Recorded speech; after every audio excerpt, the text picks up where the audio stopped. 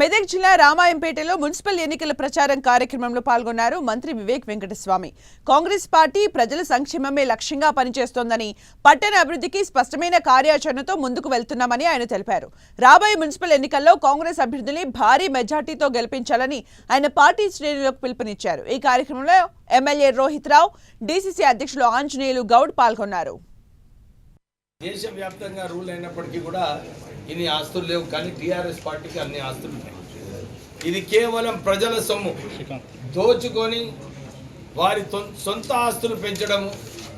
ఈరోజు కవిత ఇంత చెప్తున్నది, టీఆర్ఎస్ పార్టీలో ప్రజల పైసలు ఎట్లా దోచుకున్నారు అని చెప్పి వారు చెప్తున్నారు. నేను మొన్న రేవంత్ రెడ్డి గారు కూడా ఇదే చెప్పినాను. దీనిపైన స్పష్టమైన ఎంక్వైరీ పెట్టాలి, కఠిన చర్యలు తీసుకోవాలి.